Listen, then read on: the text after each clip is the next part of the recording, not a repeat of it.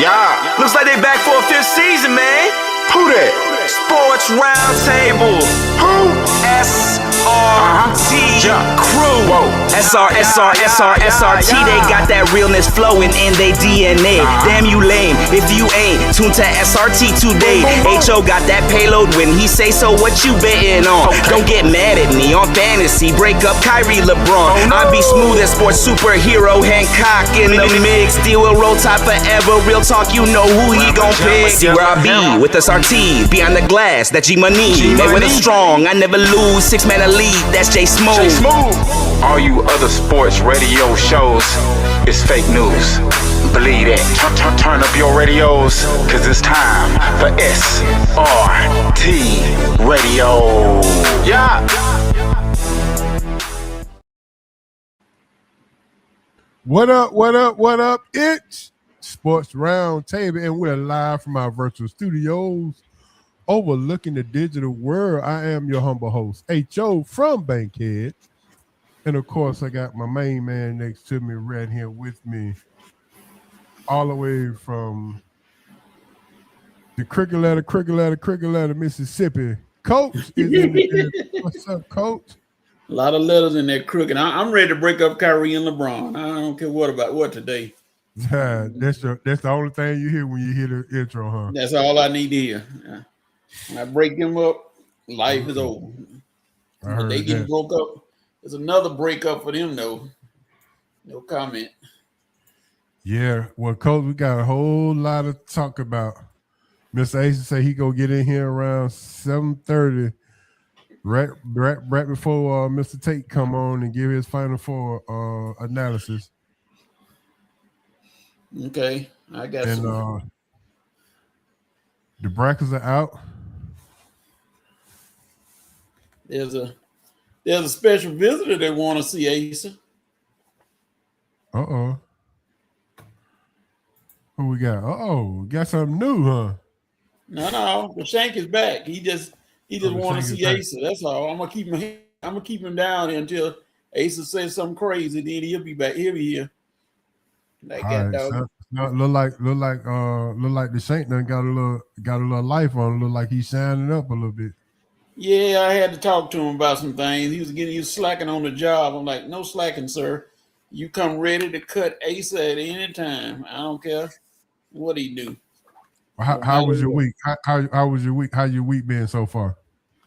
To say up and down is a good thing, because I had a incident here at the apartment Saturday, so I had to take care of that all day Sunday, which messed my weekend up. But now I'm back on course now.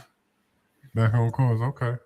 Yeah, I went to the spot and got everything taken care of. So how was your St. Patrick's Day? How was your Green Day? Well, my mama didn't send her usual gift for her son for St. Patrick's Day, or it may be in the mailbox. I hadn't checked yet, so she always send me something, no matter what. So nobody tried to pinch me, and if they did, well, they ended up with some lacerations and bruises, but we didn't get anybody this time. Okay. Good deal. Well, we got a lot to talk about, Coach. March Madness is here. Deshaun Tate will be on at around 7:45, so we can get his Final Four picks, and we'll give our Final Four picks as well. Okay. But let's go ahead and start off with the question of the day. A coach or a player that we so often overlook and forgotten about in college basketball?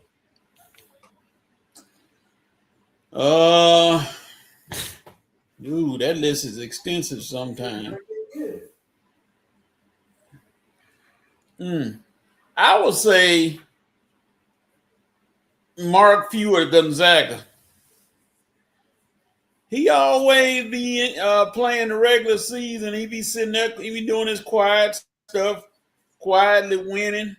Then around March Madness, here he come. You ain't nobody talked about him all year, and all of a sudden he come out of nowhere, and next thing you know, he in the Elite Eight some kind of way. He done snuck in there, and then and about to sneak up on folk and throw some upsets at them. So Mark Few from Gonzaga is my man. I'm gonna give you one now, and I'm gonna give you one later. I'm gonna give you a tag team now.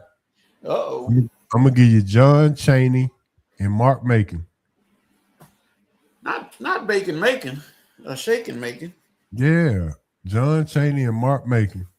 How soon we forget how good that tandem was. Temple. As a freshman. Temple legends. That man took that as a freshman. That man took that team down all the way down through there. What up, Big Z? What up, dog? Yeah, but I give you my other ones later on. But that's gonna be Deshaun Tate's question of the day. You know, I had to get something for him. Temple legends right there. That was pretty good when that one, the coach. Yeah, they came out of nowhere on us then. I figure you can appreciate John Chaney. Like, whoa. I'll kill him. I'll kill you. Let me ask you this then. Who don't you want to if you played for either one of these coaches, who you don't want upset with you, Bobby Knight or John Chaney? Bobby Knight looked like he'll stick you. in a room by yourself, John Chaney gonna yell at you. But Bobby Knight looked like he'll try to physically do something to you. Any man that'll throw a chair across the room, across the court. Mm-hmm. Now, John Chaney ain't that far off, Mr. I'll kill you. And going across a room with somebody, but I think Bobby Knight got a different personality when he's coaching, and he'll get psychotic on you. So you had to be real careful with Bobby Knight. Yeah. Bobby Knight is something serious, huh? All right, Coach. The VP is here. Oh, Lord, jokes are coming. The VP is here. Yeah, you got jokes are coming. He said, "Where's Ace already? He'll be here, VP. Don't worry, he'll be here." I don't either. That's another one. So maybe we can play. Who don't you want to get mad at you? John Thompson, Bobby Knight, or John Chaney? Yeah, John Thompson. He's standing over me fussing with that deep bass voice. May have to get a change of underwear. Because he'll yell at you and fuss at you, make you want to change your drawers. Because he just that big intimidating fella, 6'9", 6'10". Yeah, let me get VP back on the question of the day. VP, give me a coach or a college basketball player that we so often overlook and forget and we've forgotten about. Mine was John Chaney and Mark Macon, but I'm gonna give you another one afterwards.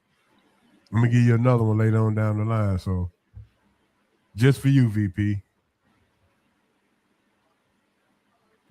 But while VP is doing that, let me go ahead and get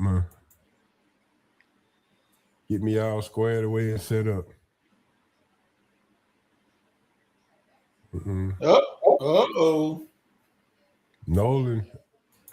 All right, that's the coach. Woo! Give me the player. Give me a player. I give you a player from there, Todd Day. Yeah, man. Them were hounds. Yeah. Them guys were hounds. How often we forget how good Todd Day was. Lord have mercy. And I mean, them guys were straight up hounds right there. They would chase you down. That defense made you want to submit. Just made you want to call a Chris Webber timeout. Well, Coach, with that being said, you know what? It is time for some hot news. Blazing. Hot. Scorching. On fire. Red hot. This is why I'm hot. It's the Sports Roundtable Hot News. Yes, sir. The hot news sponsored by Big Easy Grill, 1193 Collier Road, Atlanta, Georgia. Big Easy Grill, the best Louisiana seafood spot in town or in the region or in the South. Point blank, period. Big Easy Grill got them special. You got the catfish nuggets, the catfish bites, the shrimp, so big you got to take 2 bites to get rid of one. And as coach would tell you, the red beans and rice ain't no joke. And they got the Arnold Palmer just falling out the fountain there. Big Easy Grill. Make sure you mention SRT or Sports Roundtable. You get your 10% off any meals, $25 or more. Yes, sir. All right, Big Corliss. Corliss Williamson is his guy. Big Corliss. Yep. Yeah, man. Them guys. Nolan Richardson had them chase you, like a wrestling term, chase you into submission. Yeah, man. And sadly, we lost Oliver Miller this past year from that same team. Them. Yep. Yeah, we lost Oliver Miller from that from our Arkansas team. So,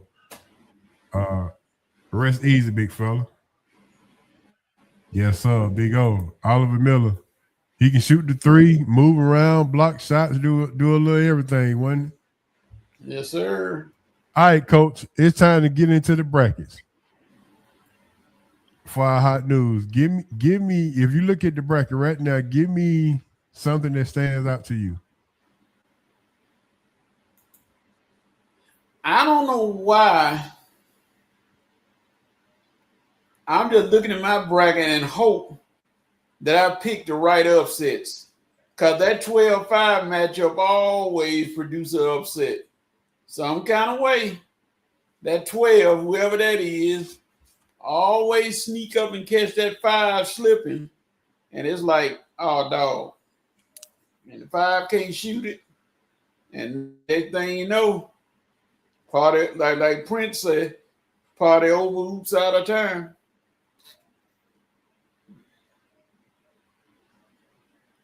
So, and it's some teams in there that ain't nobody talking about that's going to be very, very dangerous. St. John's, ain't no 5-12 now. I think they did St. John's very wrong. I've been hearing them talk about it. The more I look at it, the more I'm saying yes. St. John's is going to scare some folk. They may not be Duke, but they sure going to rattle the cage. That's for sure. I agree with you on that, Coach. Well, let's say this. I should have started with this one since you like Miami of Ohio.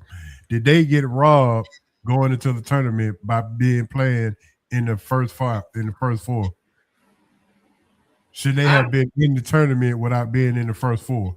31-1 is 31-1. Yeah, they should have been in there. The thing about it is, I guess the coach now he knows he got to put some heat on his schedule. Just like they said, put some jalapeno on that hot dog or something. He got to put some heat on there. Can't just play the team in your region and say that's it. Then pick some more scrubs.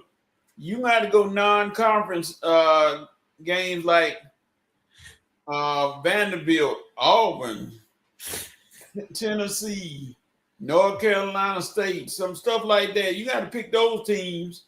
I mean, they right there with Ohio State. They could have played Ohio State. Yeah. I mean, it wouldn't hurt you. It wouldn't hurt you to lose.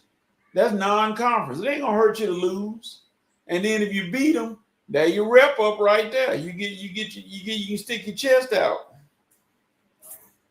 So they playing tonight. They playing tonight in the first 4. They playing against I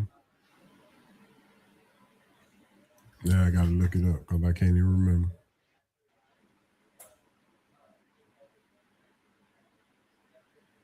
Yeah, VP say they better hope they don't lose in the first 4.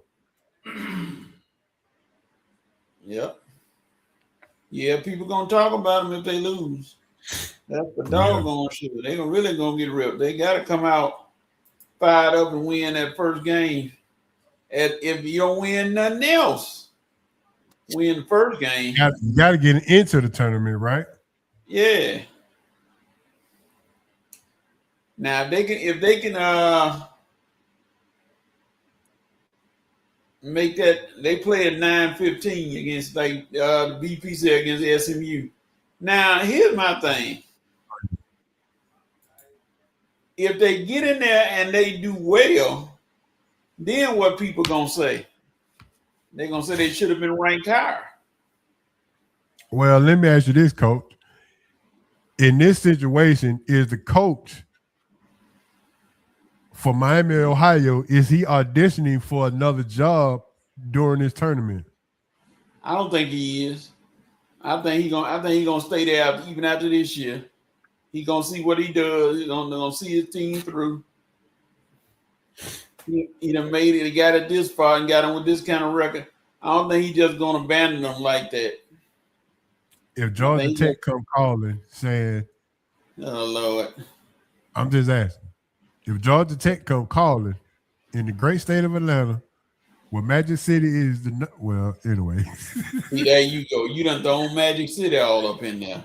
God, no, that's a shame. Not Magic City. No, but I'm just saying, this is if this is not his dream. This is not his dream job. What if his dream job becomes available?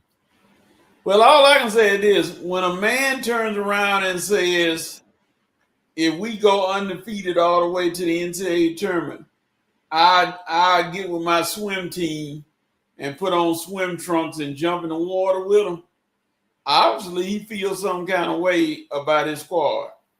Because you ain't just gonna say that if you don't care nothing about it. He's supposed to say that. I don't know. I don't hear no other coaches saying they got winning good records. You done heard a coach speak. You've been a coach. You a coach. You a coach. You done heard a coach speak. Yeah, but I think he's not going anywhere. You know that bag do talk now. Yeah, the bag talk. But you go to Georgia Tech. You go to Georgia Tech. He gonna make what I call the Shaka Smart stupid mistake with all my S's in it. Because Shaka Smart never should have left Virginia Commonwealth. Look at what he done since then. Texas, tragedy. How did he lose? They fired him at Texas, or he just left? I don't know if they fired him or not, but Marquette, he did doing okay. But you had a good thing at Virginia Commonwealth, and there is no way. Yeah, I'm saying for me, if I'm getting a good salary and I ain't got to pay for nothing, and my life is okay, I'm gonna stay there. I know people talking about, well, I want to go to a bigger school. I had a principal who was an elementary teacher. A principal. Mm-hmm. Had everything going at the elementary school. Kids liked him, parents liked him, teachers liked him. But he wanted to go up to the high school just because he wanted to be seen at the football games. And a buddy of mine said he talked to him and told him, hey, man, you need to stay here. You got an easy job. You ain't got to worry about no job security or nothing. Everything is straight right here. He didn't listen to my partner. And just because he didn't listen to him, now he's not a principal anymore. Because he went to high school, got in trouble, or was accused of something he didn't do. All kind of mess went on, and now he's out of the principalship. When he could have stayed at that school and been chilling. Making that 6-figure salary. But there's your response from the VP. Yeah. He gonna have someone gonna go with him if he leaves, wherever he going. But based on you, he ain't going nowhere. I still don't think he's going. I said if he go, he's gonna take two. Well, you do know March Madness, and in the Final Four, this is where interviews and resumes get passed around, right? Like a 40, yeah. Uh-huh. I just think he'll be there next year. If I'm wrong, then I'll come back on this show and say, well, I'm wrong. All right. Well, I was wrong. Well, you know the biggest name and the hottest name started to get named first. If he went 30-0 or 31-0 and only lost one game in Miami over Ohio, somebody go call him. Yeah, well, we'll see. All right, well, let's get to our next subject, which is the Atlanta Hawks, 10 in a row.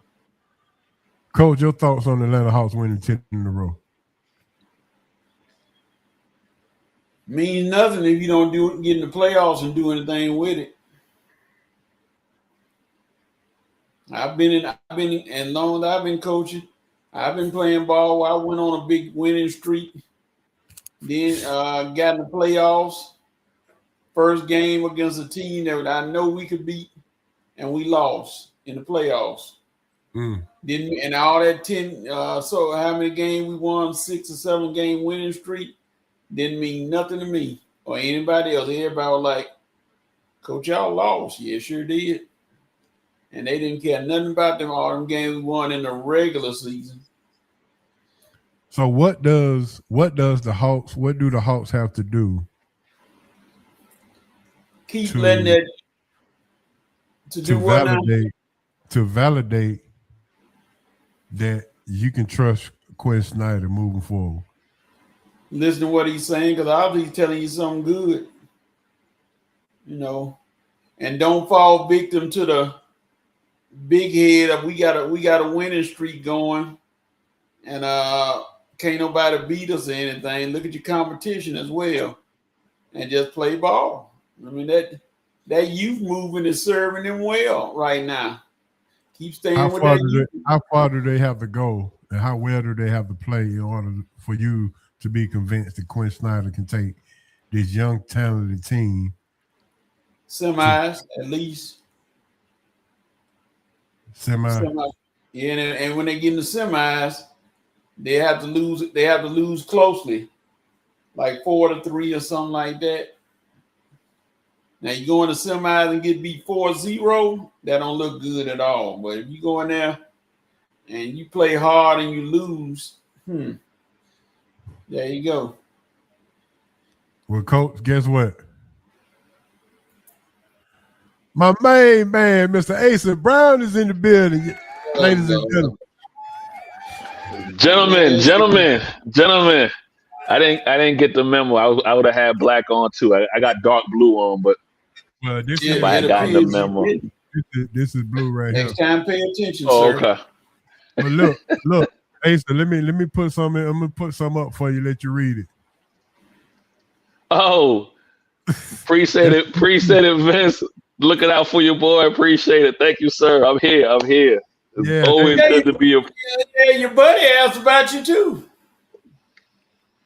Who? Go ahead, Coach. I'm trying to avoid. Wait. So which one is it, Coach? That one or the claw? The claw has been retired. The shank got a little warm with him. You don't put the Kawhi Leonard back up. Back up. Okay. Yeah. Okay. Okay. VP say this is for the Hawks. 13 games left. Don't change anything. Just keep it up. If they go 10-3, 12-1, 13-0 to finish the season, they should be good to go. Don't lose in the first round. There you go. You had that nice finish, and then you get in the playoffs and lose in the first round. So, Asa, the question was, what do the Hawks need to do to convince you that Quinn Snyder can take this young, talented team to a title contender team? This year, get them to a playoff. I've been saying this all season, right? So, a 6 seed, a playoff team, not a play-in team. And so he gets them there. That's enough for me because I already know. Then I'm confident on what's coming in with the lottery pick they basically have, and you need a point guard. So you obviously can either get the young man out of Kansas or out of BYU. And so I'm actually happy. You know me. I was kind of on the. I started the year off really boisterous about them, right? You know what I mean? Right. Yeah, And you then said 5 or 6. 5 or 6, yeah. And in the middle of the season, I started kind of wanting to fall off my prediction, but I've been really impressed with the front office as far as the moves they made this latter half of the season, getting Kuminga, getting they got somebody else too. CJ can't think of McCollum and McCollum, yeah, Corey. and Corey, yeah. And so just been really impressed with that. And so yes, right now if they get to a 6-3 would be probably Cleveland. I wouldn't see them getting out of the first round. Now, to Coach's point, or the last I'm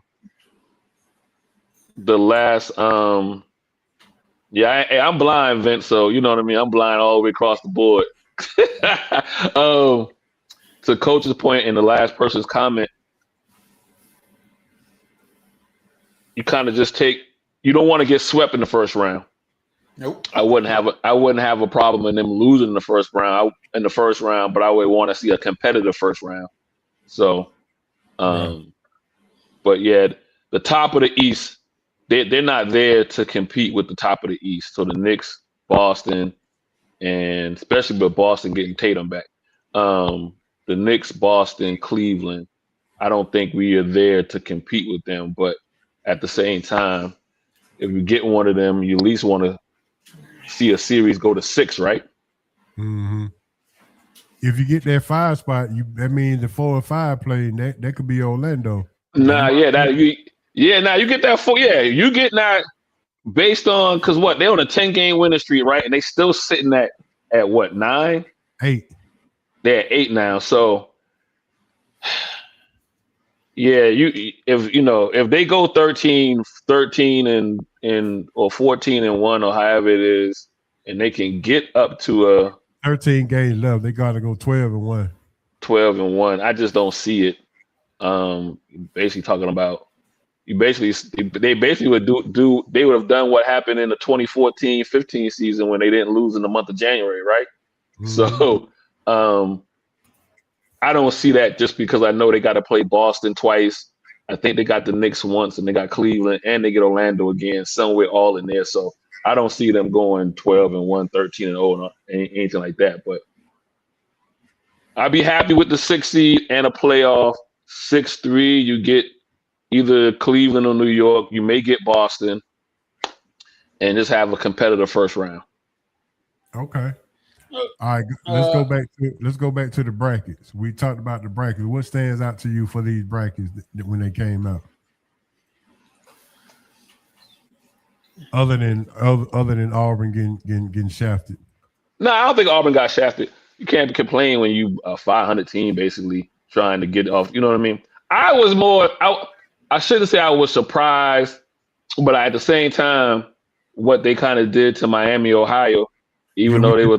I asked Coach, did they get robbed? And he said, yeah, they got robbed. Yeah. Because they never should have been in the first 4. Correct. They should have been already in the tournament. Mm-hmm. Mm-hmm. Now, the next question, Asa. If you are the coach in Miami, Ohio, Georgia Tech come calling, would you stay? Would you go? I'm out. Oh, I just need to Coach said he gonna stay. Coach said he just too loyal. Here's it. Hey, Coach, I get it, but here's the problem with those schools like Miami, Ohio. We got one right here in Atlanta, Kennesaw. You get that kind of lineup once every 5 to 6 years, and when you get it and you do what you need to do, you take the next call to the bigger program. It just is what it is. Shaka Smart did it. He got my man at my man at George Mason did it. Like those smaller programs, when you put together that squad, that only happens that 1 in 5, 1 in 6 year period. and you got to take the jump to the next level. You almost it's almost mandatory. You got Because Coach you never Quad. You got Coach because you Quad never over there. because you never the problem is, Coach, the expectations now for Miami, Ohio is for him to do it again next year. And he's not going to be able to do it because he doesn't have the talent. Okay, I see your point. So what if this happened? He takes the Georgia Tech job, and for the next 3 to 4 years, he finishes last like they've been finishing every year. He get to sleep well with a multi-million-dollar contract. So it'll be they won't I actually agree with you, Coach. I see where you're coming from, and I don't disagree with you on that part. I'm just saying those guys get that once in an opportunity to kind of per se cash out. He got to cash out. If you get a winning lottery ticket tonight, are you going to cash it, or are you going to say, "Nah, I'll wait for the next one to come through"?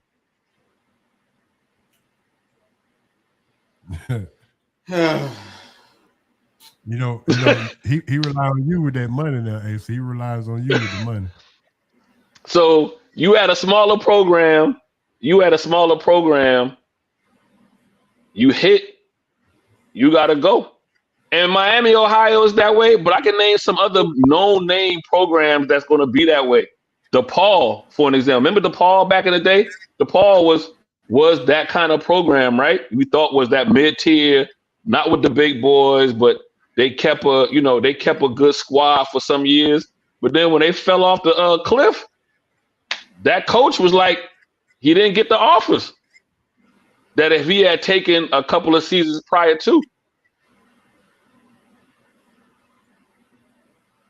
Well, you got Coach Quiet over there, so I'm with the loyalty, but that check a little bit louder than the loyalty. I can't. I'm not gonna knock somebody for taking that 3-year, $12 million deal and 10 times as money than what Miami, Ohio could have paid him.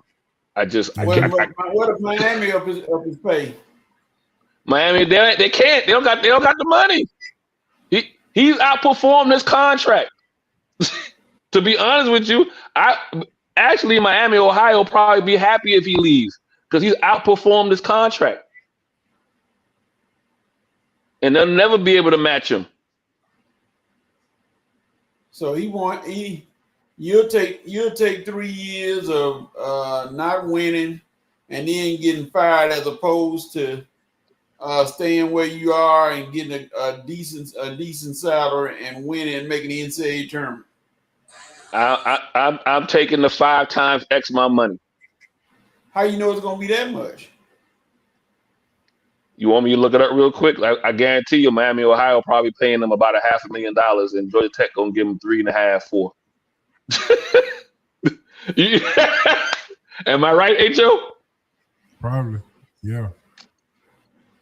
He might not even be at $500,000. He might be at $300,000 a year. And Georgia Tech gonna give him $5 million out the gate. That is a point. Well, while we're making that point, let's go ahead and get into the point guards in the draft this year. Who's the first point guard off the board coming into this NBA draft? Who's the best point guard in college basketball right now? That would be Atlanta would get him. I think the kid out of Kansas. No, he's a shooting guard. I'm talking about the point guard. Oh, point guard. Okay. You got Kingston in Houston. You got Acuff in Arkansas. You got Jaden Bradley, Arizona. And who am I missing, Coach? Talking about guards? Point guard. Point guard. I'll probably go with the young man out of Arizona. I think they developed their guys a little bit better than what old boy in Arkansas who used to be in Kentucky does with his point guards. There you go, Ace. That's what they're trying to do.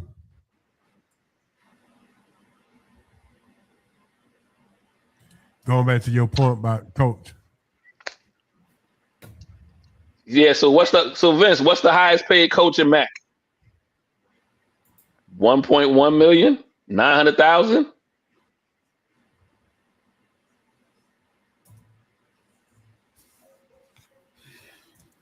Georgia Tech giving him $5 million today.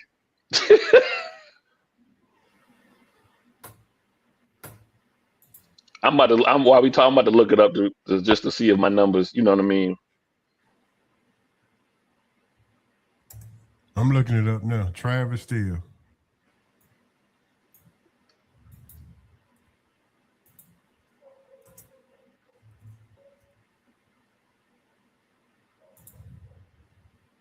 $400 base salary, $300,000 and set to increase to $400,000.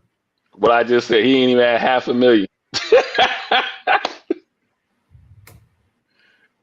He ain't even at $500,000. 306. Starting out contract it was $2 million. That's 4 times. That's 4 or 5 times extra money.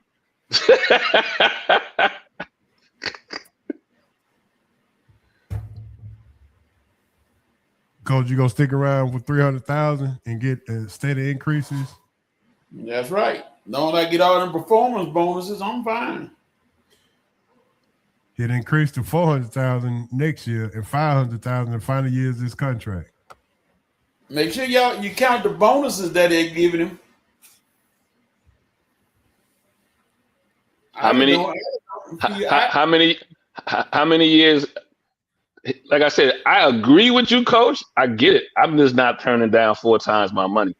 But I also feel that is he going to be a steady participant in the March Madness at Miami, Ohio?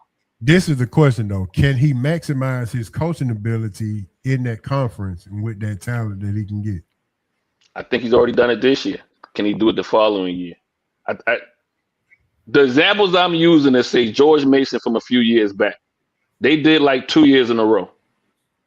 Shaka was at VCU. Where was Shaka? VCU. He did it for like 2 years in a row. He left, went to Texas, and then I don't know how he got out of Texas. He's at Marquette. I think he's at Marquette.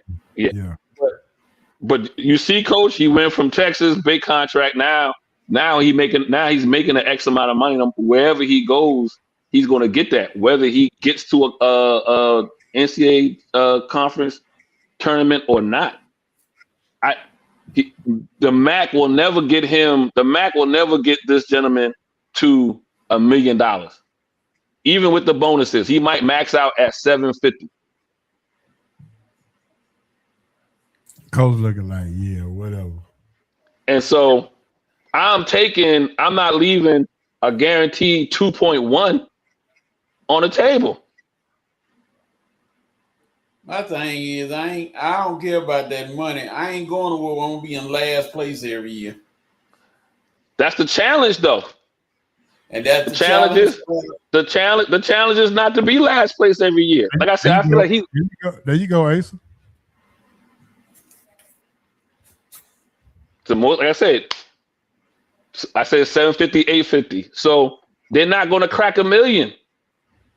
Well, like I told H.O., if I'm wrong and he leave, I'll come on here and say I was wrong.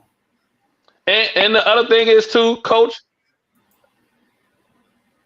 he not answering for himself. I would assume he's married. You know what I mean? I would assume he's married. Baby, you know, we could do better, can't we?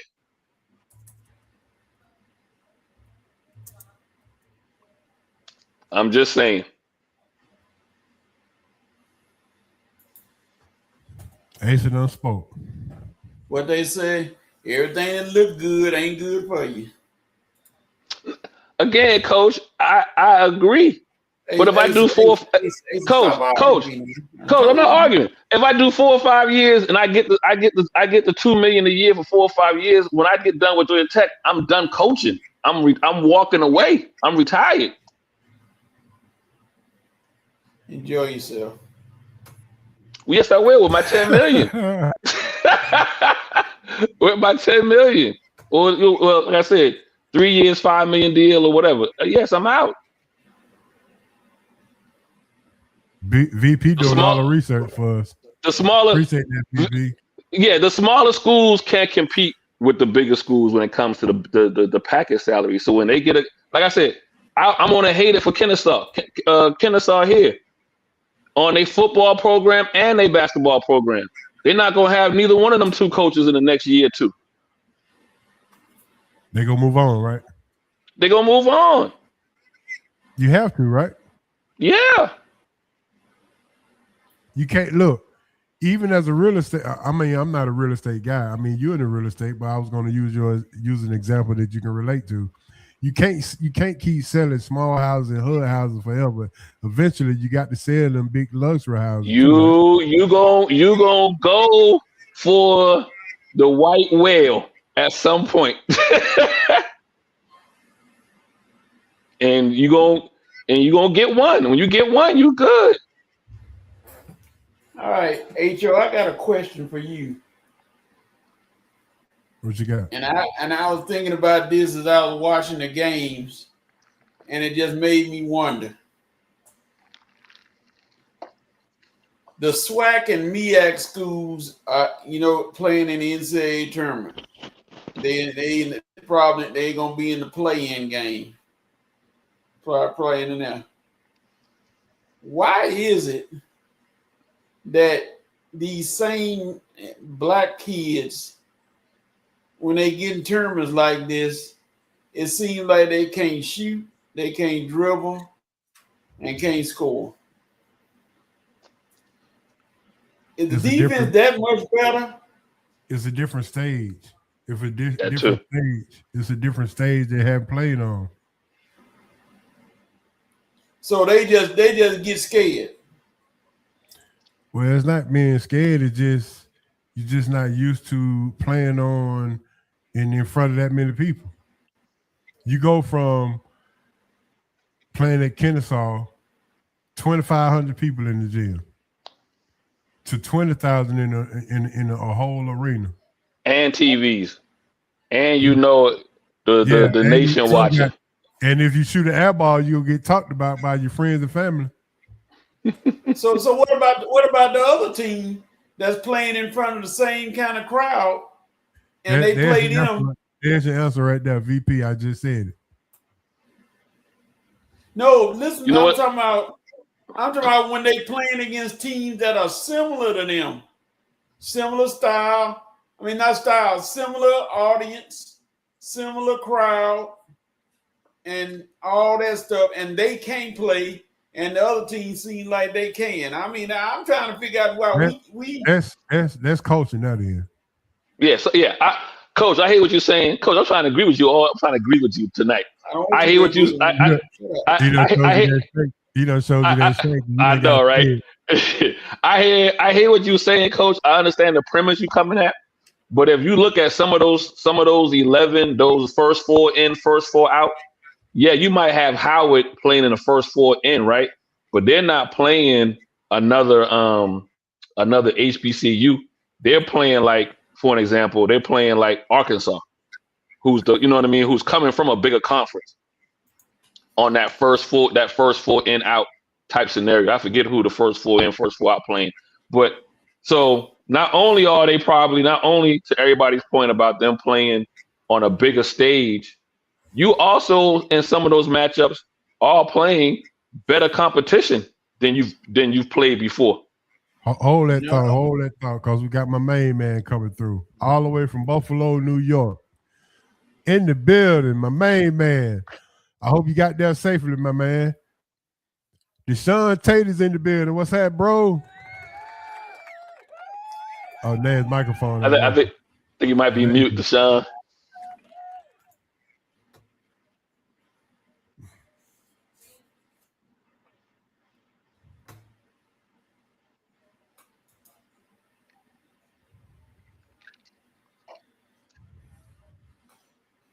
You say you're gonna come out and come back. Yeah. Howard, UMBC. Yeah, that's to Coach's point, Vince. They pretty much similar, but I think UMBC plays in a slightly better conference than Howard. And Slightly Howard better beat them competition. last night. Howard beat them, yeah. Howard beat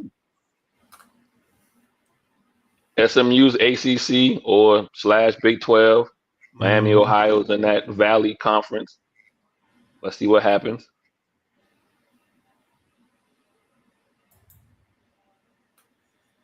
Let's see if we can get him back in a minute. Yeah, but I hope Miami, Ohio can beat SMU, and then I think they get what, Tennessee the next round.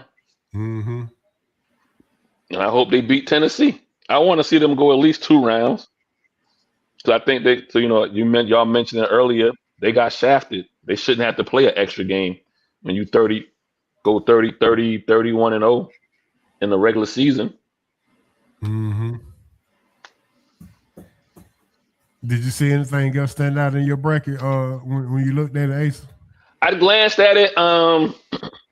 I haven't done mine yet, and I want to do it. I'll probably do it tonight.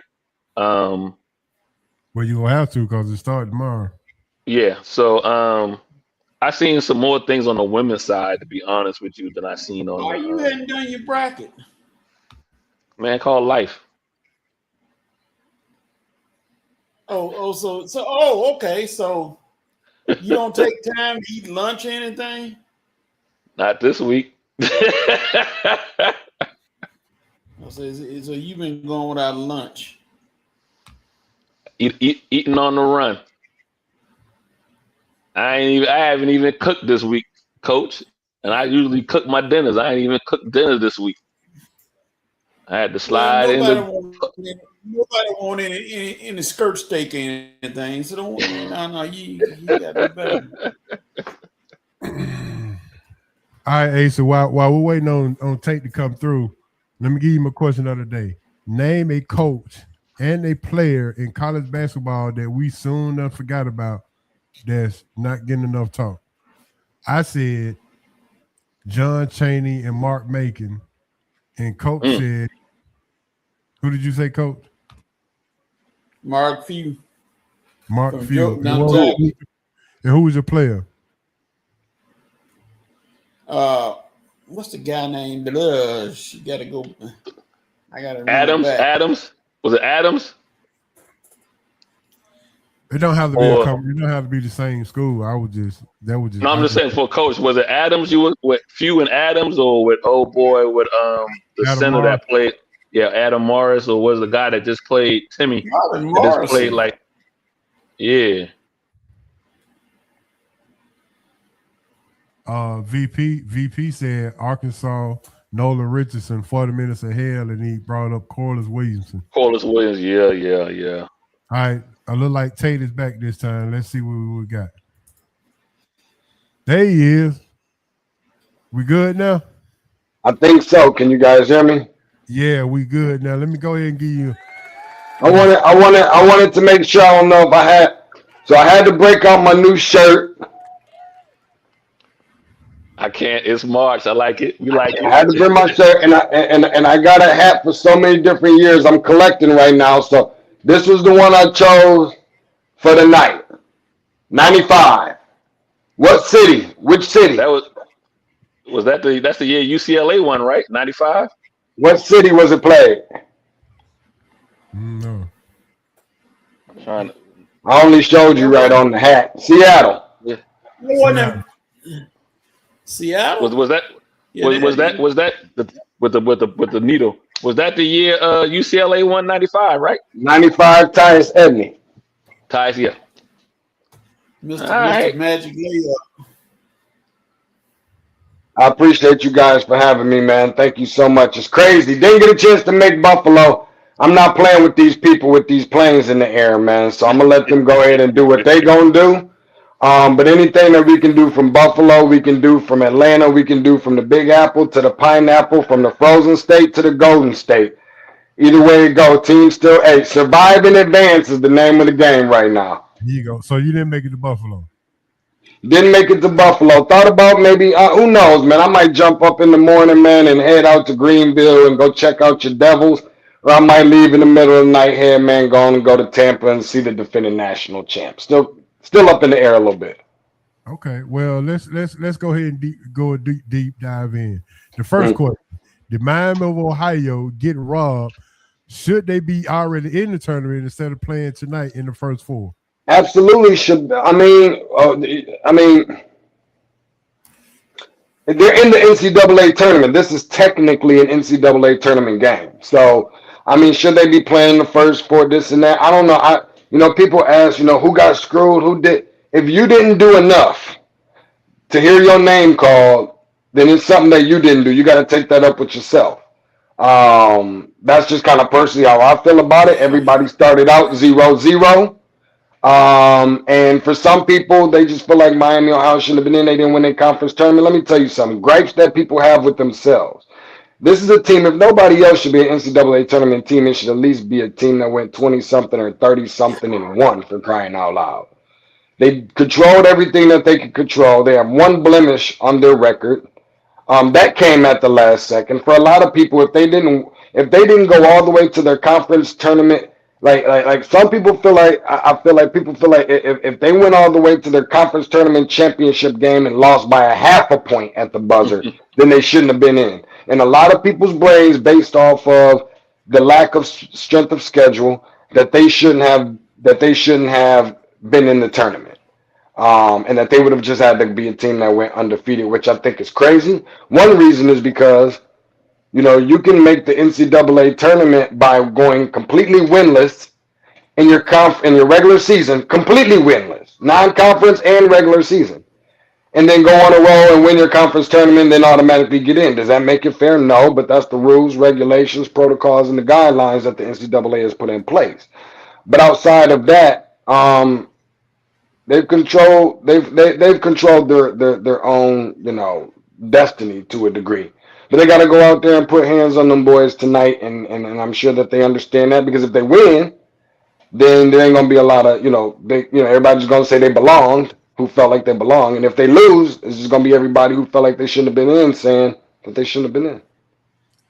All right, if you Travis Steele, if other teams come calling with this season that you had, do you stay loyal? Like, let's say Georgia Tech come calling. What is it? These type schools, at this type school, what is the protocol in your opinion?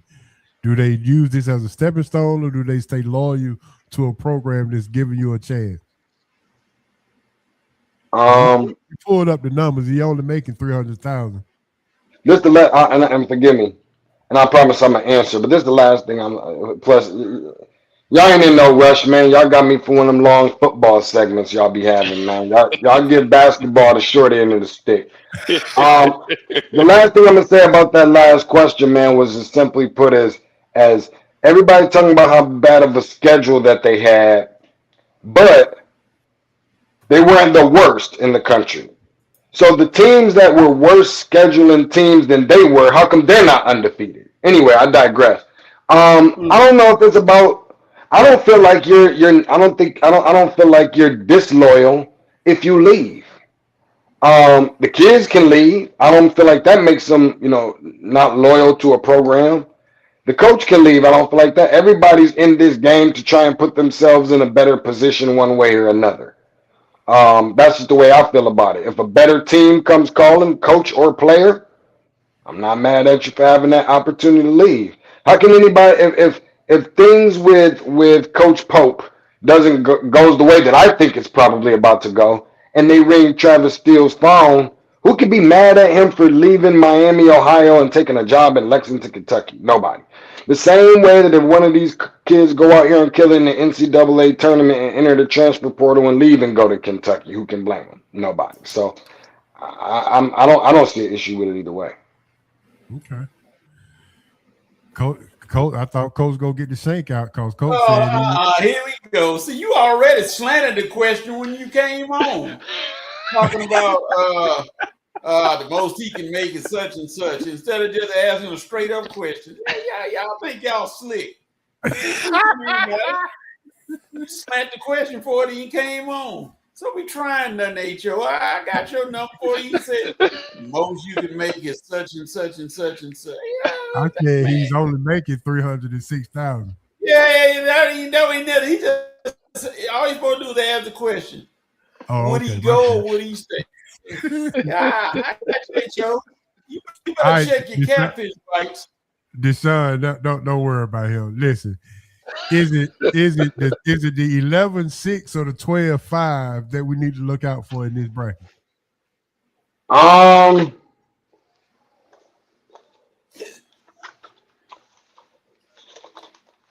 don't know, man. I just think that it depends on who the team. There's some 5-12s and there's some 6-11s. You know, I think with Michael Brown, the superstar freshman, who's I'm sure, absolutely gonna be a lottery pick as a guard at Louisville, not gonna be playing at least for the first 2 games of the tournament. That puts South Florida in a great position. By the way, 55%, I think, over the course of the last X amount of years, an 11 seed, I think, has beaten a 6. I think we've seen that happen quite a bit. So, I mean, I like South Florida there. I don't like Northern Iowa over St. John's at all. High Point, Wisconsin, I have a good feeling I'll probably pick Wisconsin there, although I think they are, have a chance to be on upset alert. BYU, I mean, you know what I mean? Like, I don't know how much of an upset that it is if Texas beats BYU. You know what I mean? So, I mean, based on the seedings, I can see where people might feel that way. I mean, some people are automatically going to put an asterisk next to an Akron team who got the chance of beating Alabama, an Akron team who's been really good, obviously, and only losing 1 game in their conference tournament, that being to Miami, Ohio, by the way. And then, of course, you got the kid at Alabama that, just got himself in some trouble. There you go, Coach. Vanderbilt's a really good team, obviously. And probably when you start looking at teams amongst the best in the country that have just completely done a 180 from last year to this year, it's probably 3. It's probably Virginia, it's probably Nebraska, and it's probably Vanderbilt. And Vanderbilt has done themselves a fine job. But McNeese State has a really, really, really good defense. I mean, really good defensive team. So I think it just really depends on the matchup. North Carolina, will it shock anybody if VCU, who has won the last, 16 of their 17 games, beat a banged-up North Carolina team without their lottery pick, likely to be top 5? I don't think so. I'm not sure if it's an upset in those regions or those seeds beyond just the number that's next to the name. All right. So, with that being said, can you tell us who, in your opinion, was underseeded or overseeded in the tournament? Or is that a such thing? You didn't do enough. If you did what you were supposed to do, you'd be a 1 seed. And maybe Miami could probably give some pushback and say, well, dang, why aren't we a 1 seed? We only lost 1 game. You know what I mean? But for the most part, I think this consensus would agree that if you didn't do what you were supposed to do to put yourself in a better position. I mean, I hear you. People say, oh, well, the St. John's only lost X amount of games. And I like St. John's, by the way. But, they won the conference tournament, both conference and conference tournament. By the way, conference tournament for the 2nd year in a row. They just blew out UConn. Yeah, but it wasn't that long ago. They just lost to UConn by 30.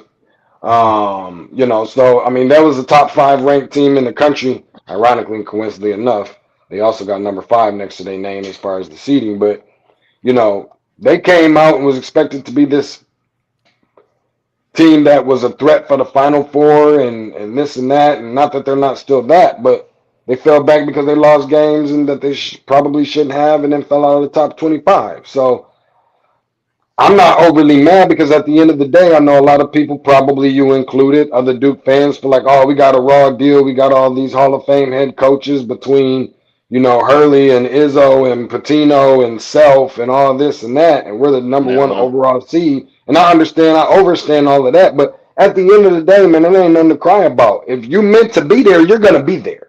And the competition, no matter who you are, each round is just going to inevitably get tougher. So if you really about that, then show me. And all of those teams got a chance to do that. So I think at the end of the day, there ain't no reason. If you belly aching about this, still, and today is Wednesday, and your tournament game is in the next 48 hours, you're probably going to lose because you focused on the wrong things. That's a lot of people's automatic excuse right now. Is if they lose, this is the reason why we lost, because we got a raw deal on the seeding and in the region with whomever else is there. But all of these teams deserve to be there. That's why they're there. But if you were doing the belly aching and you win, then you can run around and tell everybody, hey, we got the raw deal and we won. Gotcha. All right, fella, Asa, Coach, you got any questions? Well, go ahead, Coach. Hey, so you gonna stop doing that? I'd have made it clear to you about interrupting me. Go ahead, Coach. Shut up right now. Right now. Look here, Deshaun Marquez Tate. Question. Will a freshman guard win a national championship this year? Of course, it's subject to change. But I do have a freshman guard that's leading his team to a national championship this year. And where does he reside? In Houston, Texas. I think Kingston Fleming and having the bet. You know, when I'm filling out my bracket, Coach, there's a couple things that I make sure that things that are, you know, checked off, boxes that are checked. You got to have Hall of Fame coaches, or not have to have Hall of Fame coaches, but elite type coaches to win these things to some degree. You got to have experience, you got to have depth, and you got to have the guards. And they got the best guards in the country, in my opinion.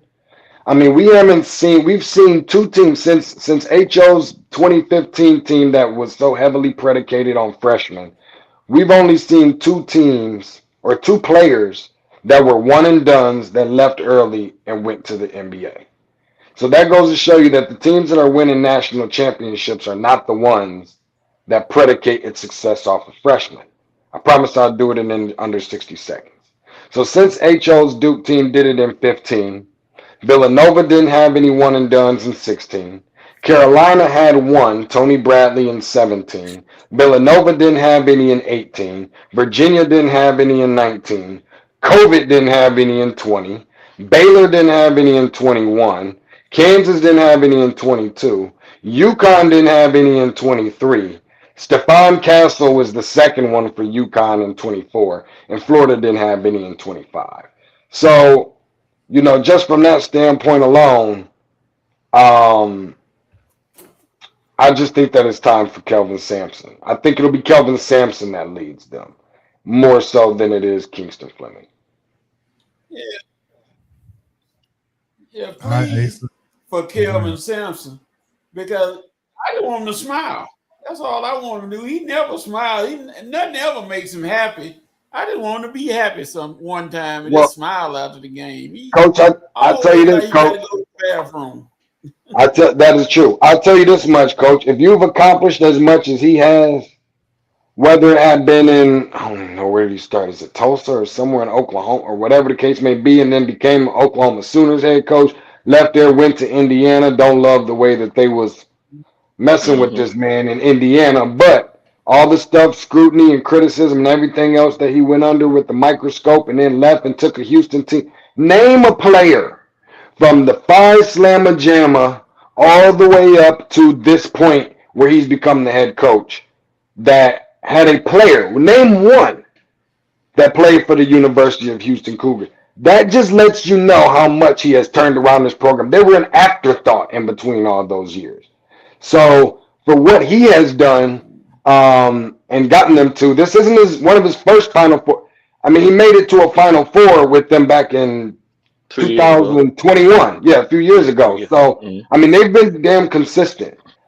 Defense probably ain't as good as it was a year ago, but it's still a damn good team. By the way, you know, obviously a team that, you know, one of my concerns with Houston is the fact that they lost 3 straight games. They had never lost back-to-back games since they had joined the Big 12. They lost 3 in a row back in February. Typically when that happens, it's not a team that wins a national championship. So the verdict is still out. But just based off of all the success that he has had, especially there, and he's still not a Hall of Fame coach technically yet, and ain't wearing the gold jacket. Hell, you have a mean mug and look like you got to use the restroom all the time too. Coach said he looked like he got to use the restroom. All right, Ace, go ahead with your question. Oh, I was going to say, I kind of glancing through again. It seems like there's a lot of 10-7 matchups that are intriguing, and I think the 10-7 matchups this year will be equivalent to the 12-5 or the 11-6. I think the 10-7s are where the matchups are at this year. And then my second question for you is, you mentioned Vandy, but I got a funny feeling about Iowa State this year as well. In terms of what? Getting all the way. There's a few teams in the NCAA tournament that I find myself not being able to put stock into until history or something shows me different. Gonzaga has certainly made themselves on that list, although I do think this could be a year that nobody's paying attention to them where they can make a run, not to win it all by any means.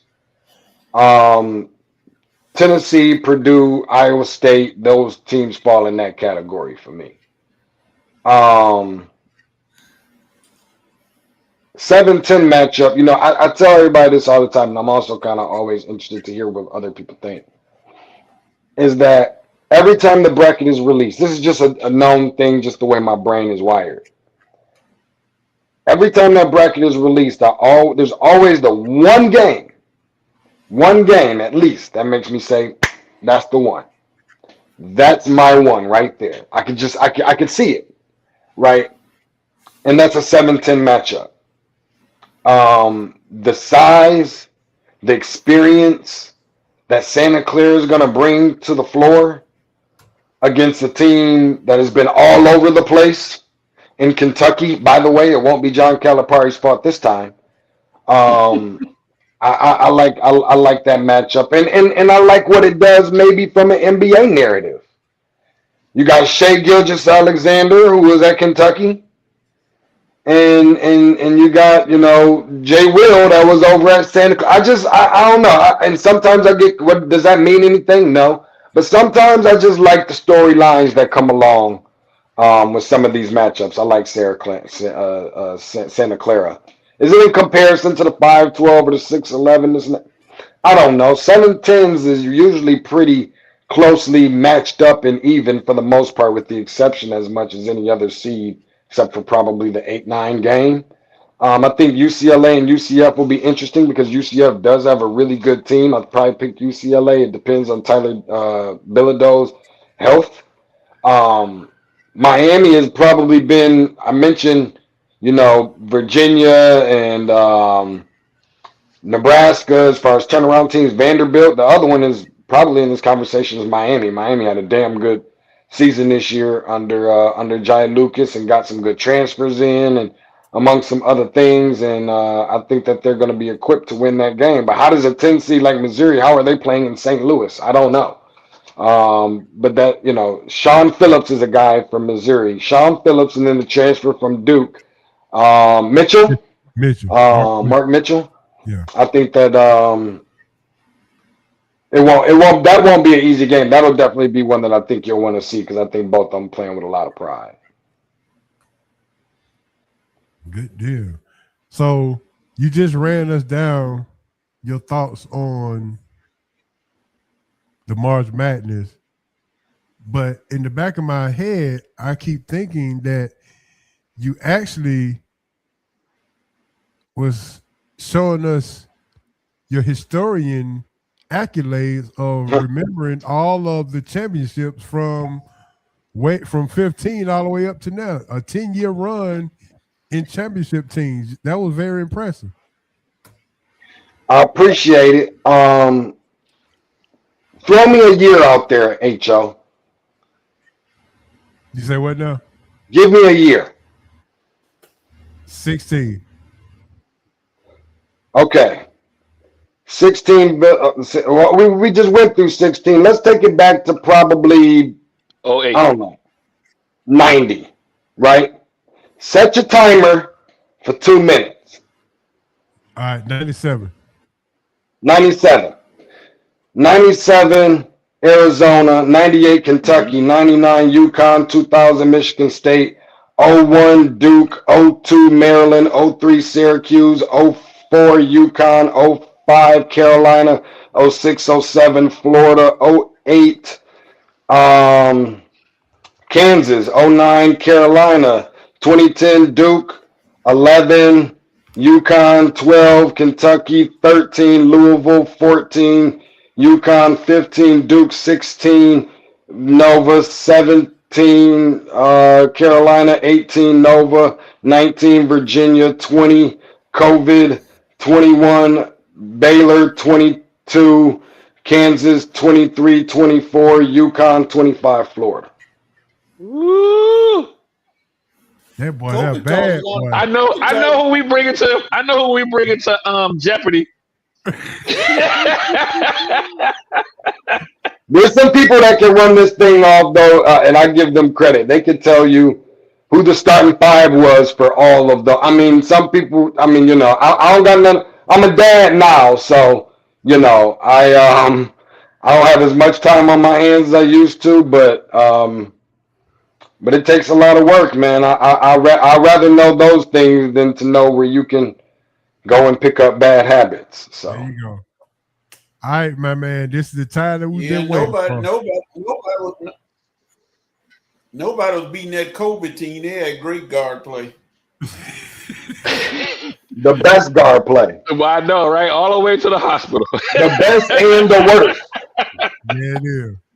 Hey, when you went through that list, Deshaun, I know the two gentlemen to the top of the screen.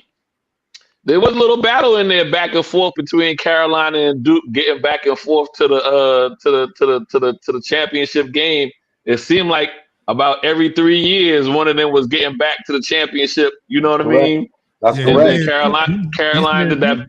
He said Duke more times than the other school.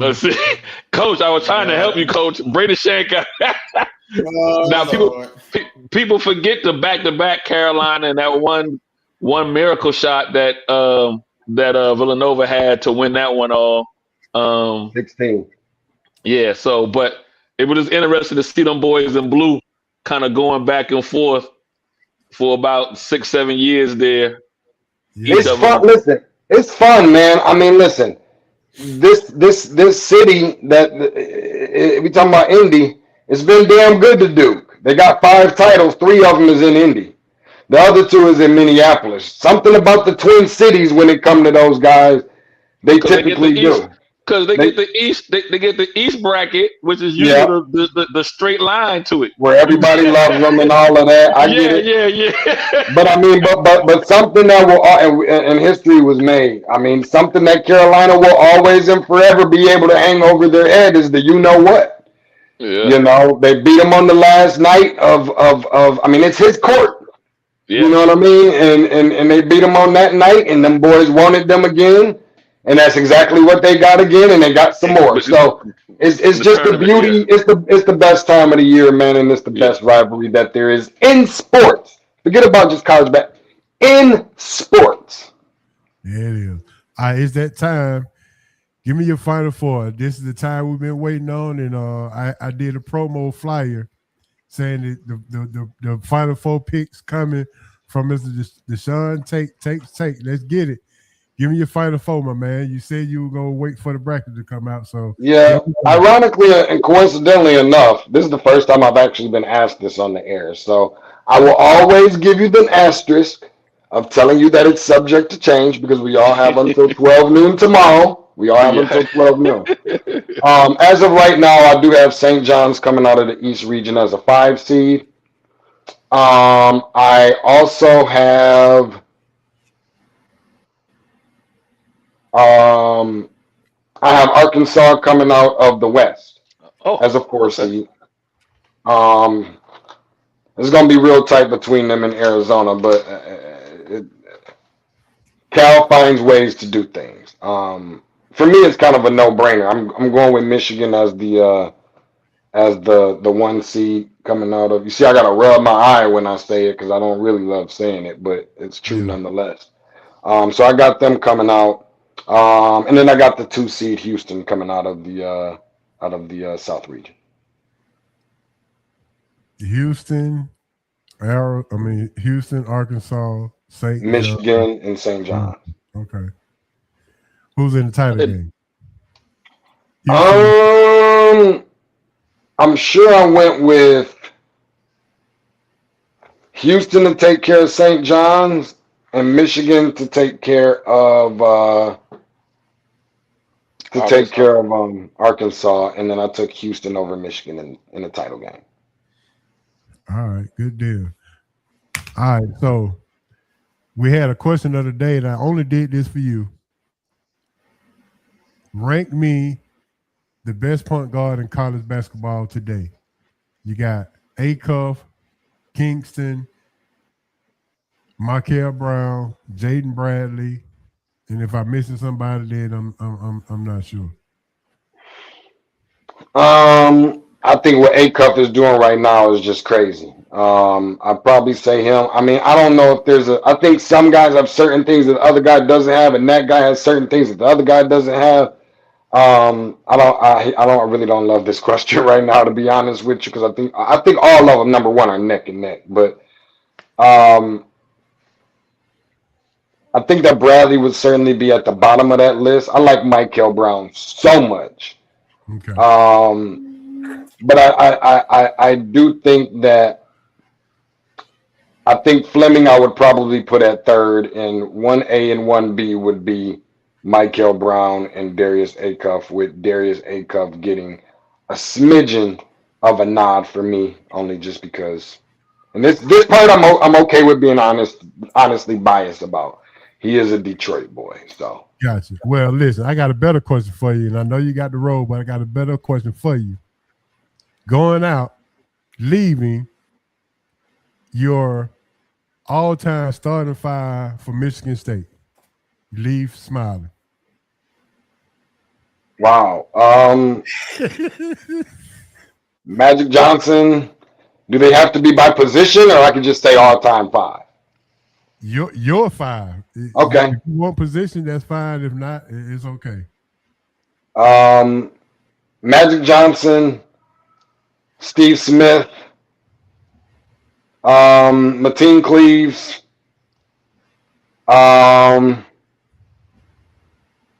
not based on what he did at Michigan State per se, but I think that Zach Randolph is in that conversation.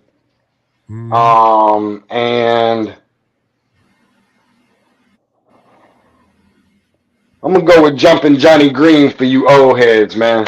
Appreciate you for having me, man. Thank you much. Go do your research on Jumpin' Johnny Green, man. He was the real deal. There it is, my man. Left that one. Appreciate you for having me, man. Thank you, guys.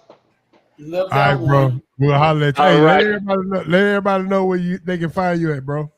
At Tate's Take Hoops, TATES TAKEHOOPS. Got a super dope college basketball magazine that's going to be coming out before the season starts. So just been working diligently upon that, and continue to follow me as I'm just going to be, going around to different cities and covering these March Madness brackets. My 11th consecutive Final Four coming up in Indy this year, 12th overall because I went to the 07 Final Four, and blessings and prosperity, man. Please keep me in your prayers. My man. We'll talk soon, bro. Thanks again. In a minute. Yes, All right. sir. There it is. Tate doing this thing, man. He said Houston gonna win it all. And I meant to tell him that my big man center is not gonna be playing this weekend. Coach Shai said he gonna rest the big man, so he's not gonna be playing. So that's gonna be subject to It's a confident move. That means y'all good. Game might be a little bit closer than what you want, but y'all still good. we're still good. I sure hope so. We'll see. Just to let y'all know, the Boozer twins hadn't lost since the 6th grade.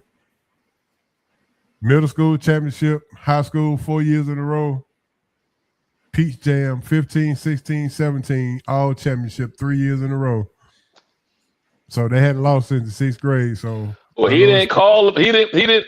I was waiting for your pushback. He didn't have your Dukies in the Final Four. But he didn't have Michigan State in there either. So I mean, listen, he's a real one. So I can appreciate him for that. Did you give him a call? Did y'all link up? Oh yeah, we did. Yeah, we did. He was supposed to have been on Monday, but something came up with the Hawks and the Magic City night game. So we may have him on for the Sweet 16 round. So okay, good deal. Well, there it is, man. Take. Coach, what you got to say? Your thoughts on this Final Four? It's. I went straight chalk. I don't know why, but I might do another bracket because I don't know if it's gonna all be straight chalk. So I'm gonna change a personal team or two. I was surprised with him going with Arkansas. That was a surprise to me. He like Acuff because Acuff from Detroit. That's why. Okay. So that's that. Everything else I could see, and on them making a Final Four. Every other team he mentioned, I could see it. It's possible. It's not far fetched. But Arkansas was the one I was like, And I'm not the biggest. I won't say I'm not the biggest fan, but I feel like Coach Cal he be leaving a lot of meat on the bone. His years, he did it in Kentucky. He left a lot of meat on the bone. So yeah, he's not one of my favorite people to say he's a coach. I think he's a hell of a recruiter. I'm not quite sure. Correct. You hit it right on the head. I'm with you on that. Yep. He can get you there, but he can't take you there. Yeah. I mean, that's just the way I see it. So, I mean, for a long time, John Shire was in that same mode until I raised enough hell. He got it right. All right, fellas, with that being said, let's go ahead and jump into some baller, busters, and boy stop, because I did say we were going to do it today. So here we go, baller, busters, and boy stop. Put your ballers, busters, and boy stop in the chat so we can read them out, and we can go from there. Baller this week, Atlanta Hawks, 10 straight victories, continue the win streak. You play Dallas at Dallas tonight. Let's keep this thing going, keep this train going. Let's go ahead and get into that 5th and 6th spot. So we can keep Quinn Snyder in the seat instead of the hot seat. Open the door, and I'm in the car with you on that one. There you go. All right, Coach, what you got? My ball is Shaquille O'Neal. Shaquille O'Neal has stepped up like he always does and say he's going to pay for the little girl's funeral that got killed in the fight between two girls, and she died of a brain injury. So he said, don't worry, I got your funeral expenses and everything covered. So one less thing for the family to worry about, because Shaquille, who always spending his money for good things, has done another good thing. That's a good one, Coach. And I just got a text from Coach K. He said, how can I not have Kenny Blakely as a baller this week? So let's go back, and I'm going to do honorable mention. Kenny Blakely, Howard University, former Duke, back-to-back champions, head coach at Howard, winning and getting into the tournament as they beat, who did they beat last night? USBC. UMBC, yeah. UMBC, yeah. So Kenny Blakely, you get an honorable mention baller. Now it's time for the busters.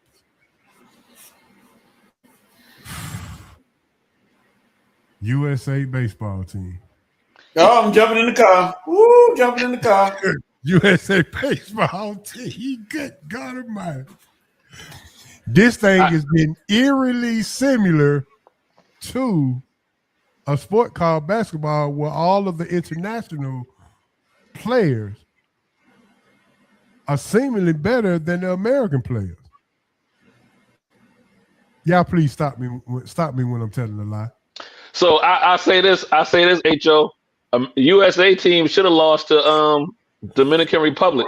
If you had watched the game, that 2-1 game the DR left a lot of guys left a lot of base runners not taking anything away from American, pitching out of some of that stuff, but one extra base hit, it should have been Dominican against Venezuela. They shouldn't even made it to the championship round. Okay. We can say that. All right. VP say the ball of the WNBA signing the CBA. Yeah. Keep that momentum going.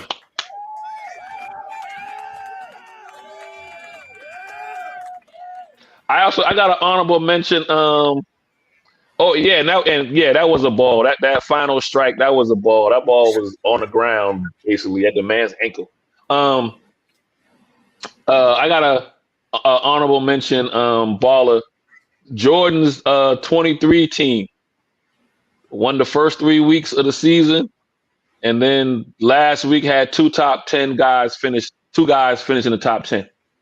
So he's already locked up his drivers to be in the playoffs already. You're talking about NASCAR now, right? NASCAR, yeah. Yeah, you start talking about Jordan, you got to let people know. Oh, my bad. Well, Jordan is the owner of Team 23. Yeah. So LeBron probably gonna play till he's 50 now, because when he retired, what are you gonna do to get the top Jordan over in NASCAR dominating now? He definitely having more success in the race car industry than he is. Than he did as a GM, right? Yeah, cause he didn't win nothing in basketball. That's for sure. Nope.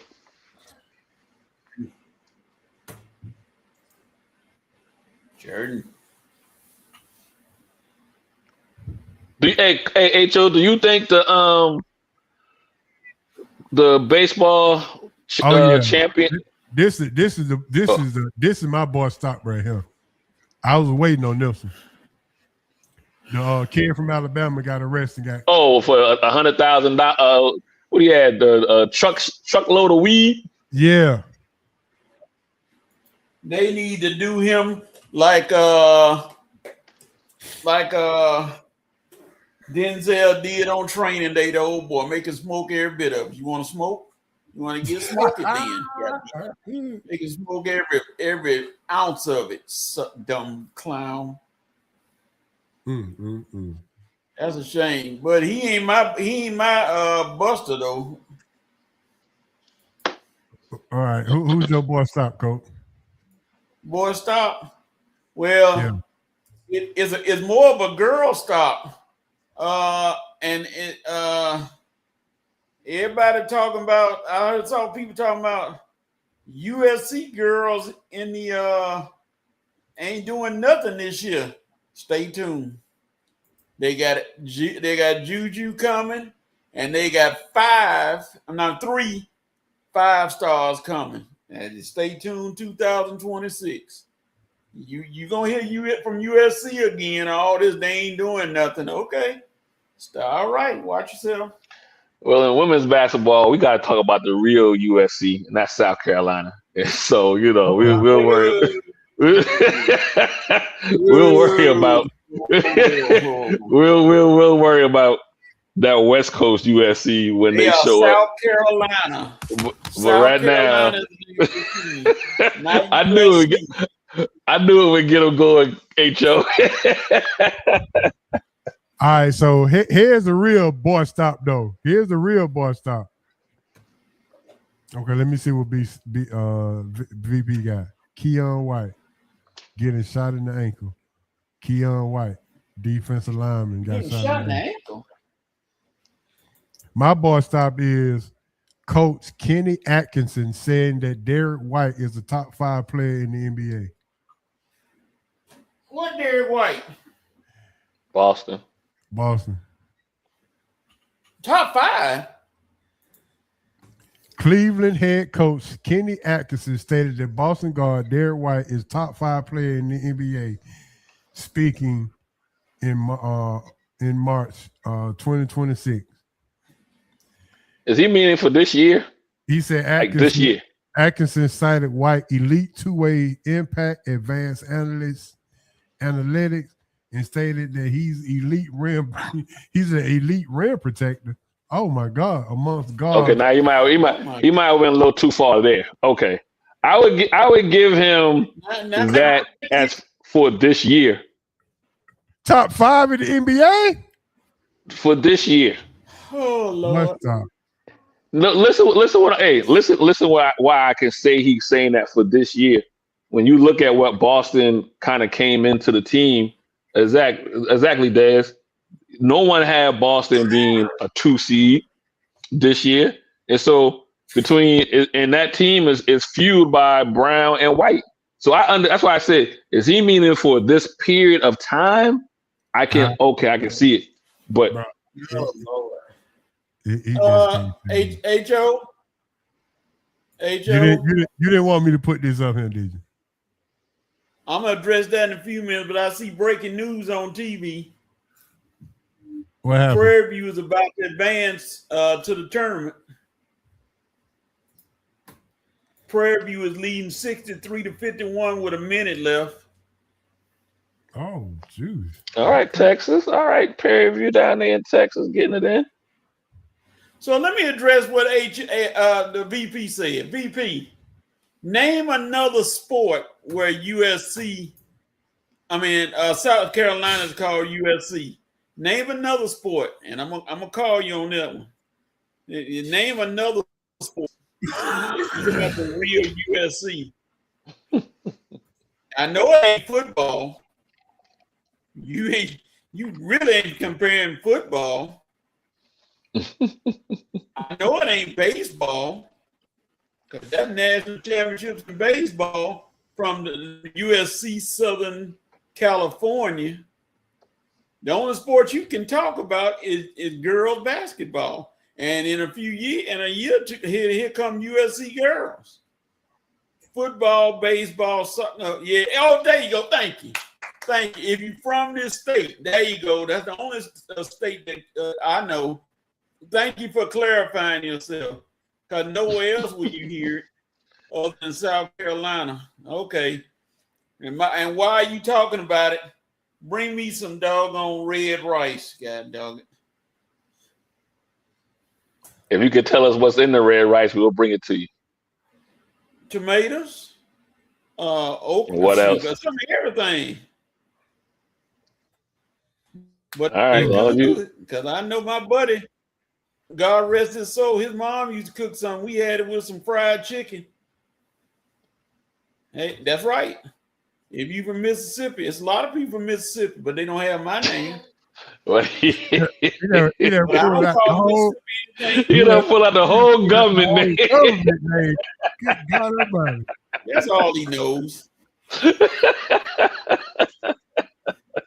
Yeah, Vincent K. Woodruff. That's all he always say that whole name. That's okay. But I know what USC is counted as. I hear people talking about South Carolina. If you ain't from South Carolina, so there it is. No, he didn't, Coach. You got the first Social Security number. Ooh, boy. Now, okay, let me get comfortable. H.O., let me say this. One thing about being old, a lot of people want to get there, but everybody don't make the trip. That is true. You run out of gas along the way. Prayers up for Kiki Shepard as well, man. Oh, yeah. Prayers up for Kiki Shepard. All right, with that being said, man, let's go ahead and get into our question of the day. Our baller buses and bus stop is over with now. We done did all our ballers and buses and our bus stop. And Kenny Atkinson done took the cake for the head coach of Cleveland. Poor fella. You think he might have? To some degree, I kind of agree with him. But you think he might be playing a little mind game, knowing that he's gonna be facing them in the playoffs, possibly? Yeah, he could be trying to make him do more than he really needs to do. You think he needs to do? Okay. Yeah, Joe Mazzulla gonna put a stop to that. He gonna be like, hold it, partner. Don't get your head blown up.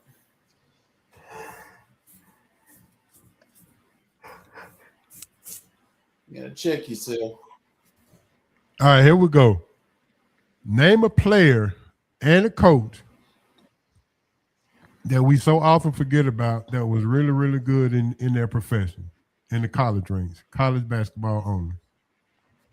You know, first of all, I said John Chaney and Mark Macon early, and I said I was going to come back and do something else. And now I'm going Hank Gathers, Bo Kimball, and Paul Westhead. Not Paul Westhead. God, dog. Yeah. All right, coach. Give me somebody else. Or should I go left with Giselle? Now go with coach first. I'm gonna give you my one guy.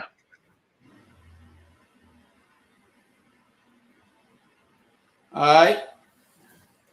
Lefty Giselle and Lynn Bias. Ooh, what could have been, boy. Yeah, Lynn Bias' mom just passed. Rest in peace to her. Sorry about that. Yeah. She just passed. I want to say last week as well. So rest in peace to her. I'm gonna go Boeheim because I was a Syracuse fan back in the day. So I'm gonna go Boeheim and Derek Coleman. Okay.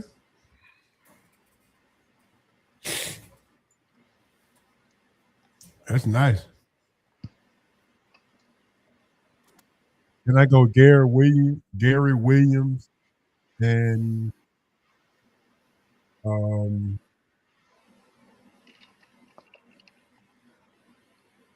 what's the kid's name?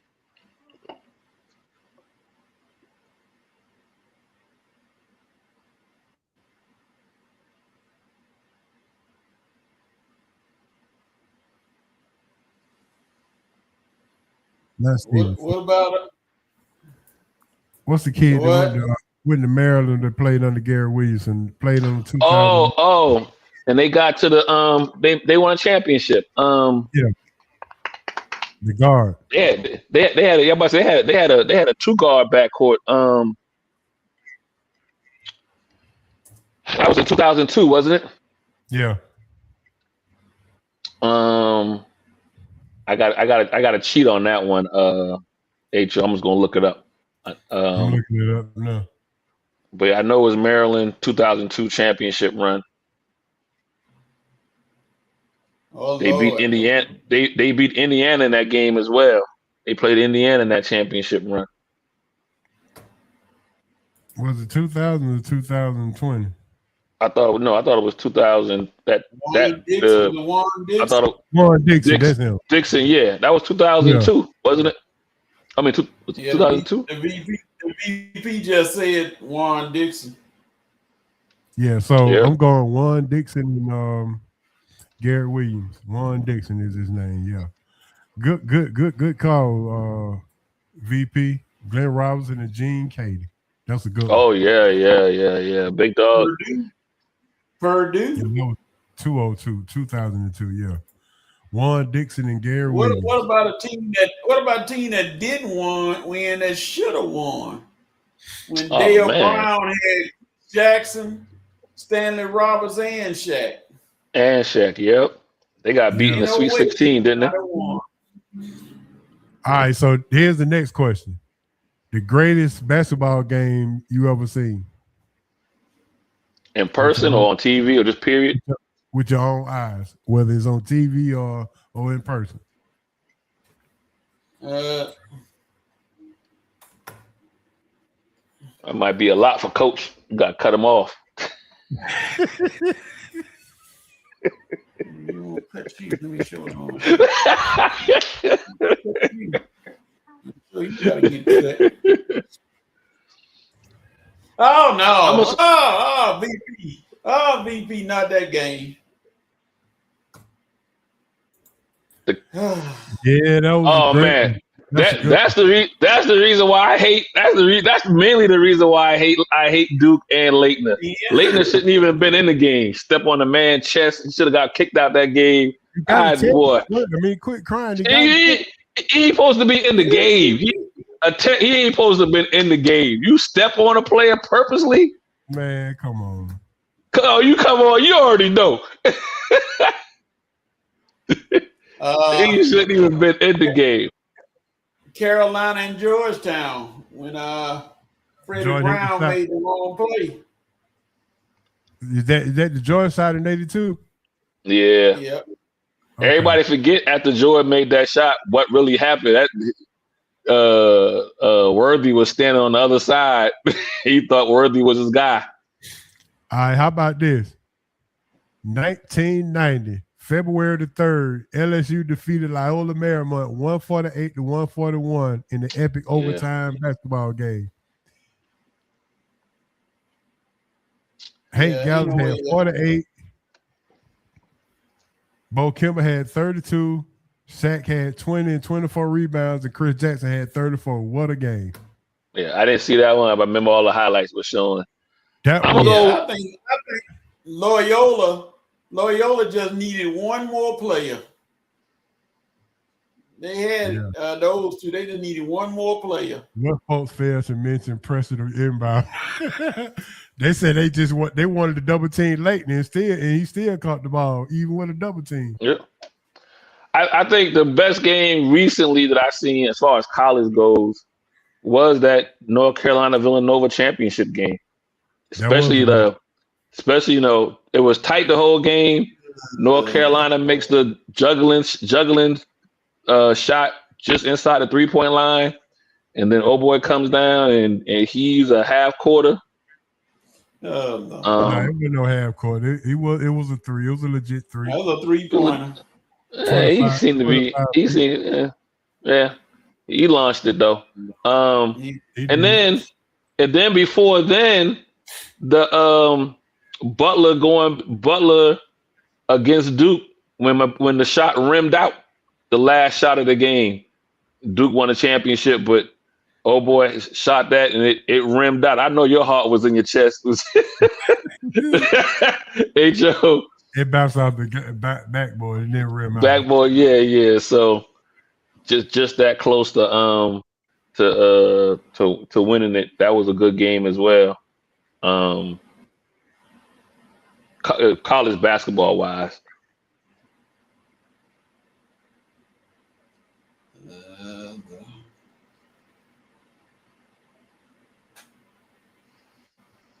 So I think this year is going to have some pretty tight games.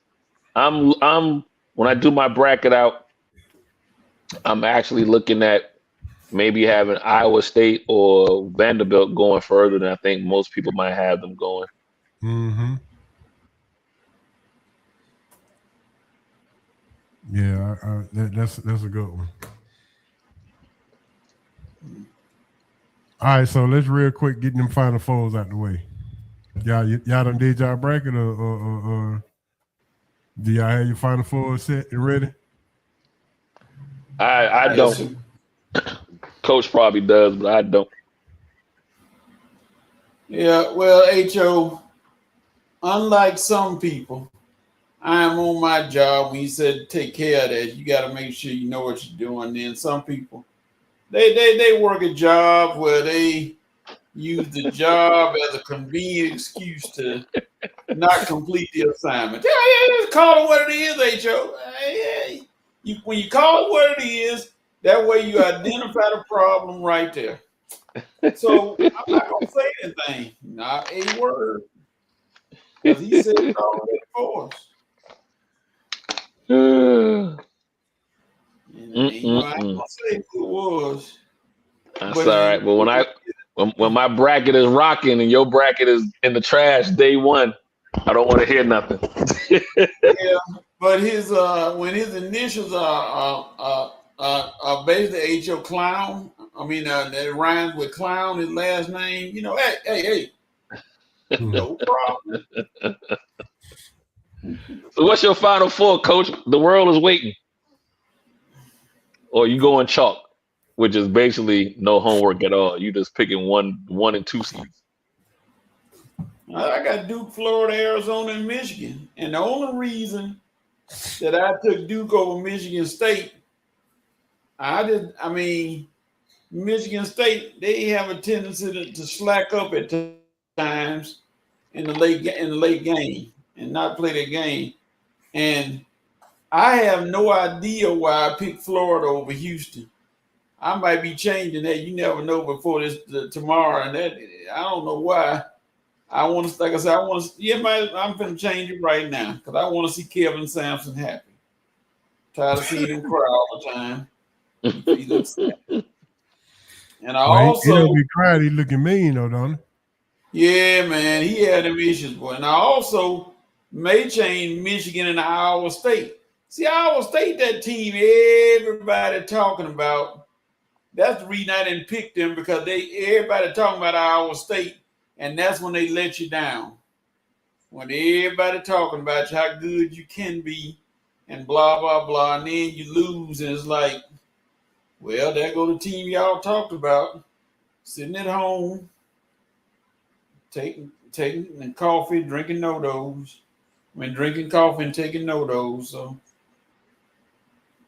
And Michigan, I think Michigan is good enough. They got it. If they don't have any major injuries, I think they can go far. So mine is complete.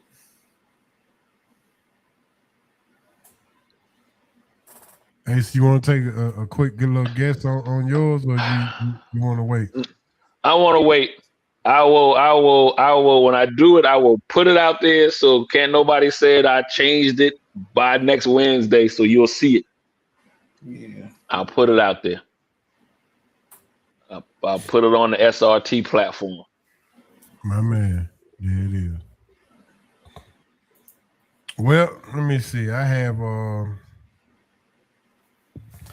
I'm like Tate. It's subject to change. Arizona, UConn, Houston, and I guess I'm gonna go with Duke if healthy. They gonna be without my big boy until further notice, and they definitely gonna be without the point guard up until the Final Four. So I'm gonna stick with what I got so far, and some way, somehow, hopefully they'll stick it out and get to it, but it's subject to change. But those are my Final Fours I got right now: Duke, Houston, all right, UConn, and Arizona. And if it's not bad. And if Duke healthy, then we good to go. This will be what? Shija's third year in a row making a Final Four. Second. Second year, okay. Yeah.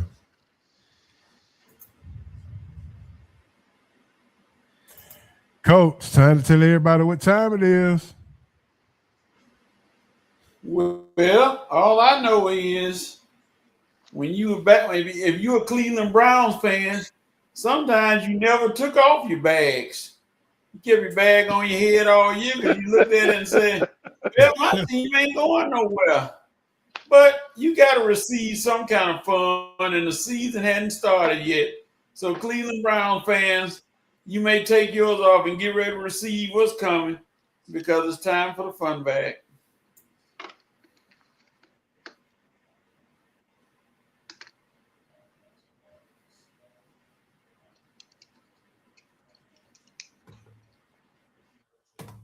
SRT fun bag, go. No. Think. Since you're thinking now, go on, think. Is it fun? No, sir. No, sir. Absolutely not? Zero fun, sir. Oh, funny. What in the world is in that bag? What you got in that bag? Are we having fun yet? Yes, sir. It is that time. The SRT fun bag is in the house, the place to be. Come on in, kick your shoes off, but keep your socks on. It's time for the SRT fun bag in the place to be. So let's go ahead and get right into it. You already know what it is. We got 5-6 questions. You got 30 seconds to answer. Thought-provoking question. How about that? First question up the bat. When you was a kid, what did you think rich was? How did you define rich as a kid?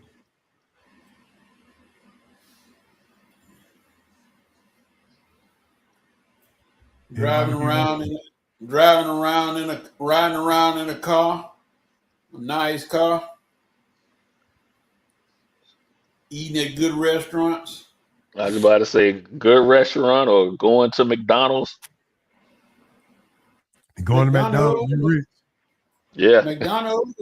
Old Burger King. McDonald's, yeah. Go to McDonald's. Name something that your parents did that you swore that you was not going to do, but you did it anyway.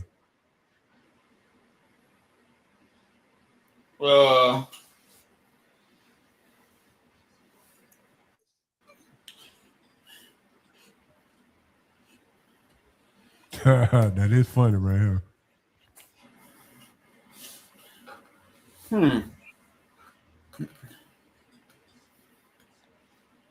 G.I. Joe aircraft carrier.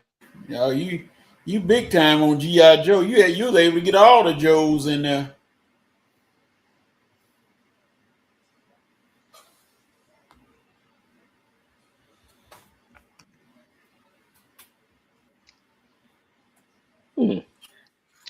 Something that you said you wouldn't do while you were living with your parents or after you left your parents' house? It don't matter. Some of your parents did that you swore you wasn't going to do, but you end up doing it anyway. Or something that your parents did that you swore you weren't going to do and you didn't do it.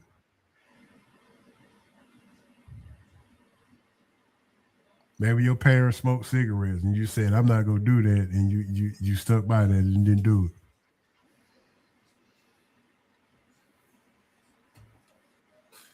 I'm going to go with the VP answer as well. Not keep mason jar of glasses of color. I had plenty of those. You know what?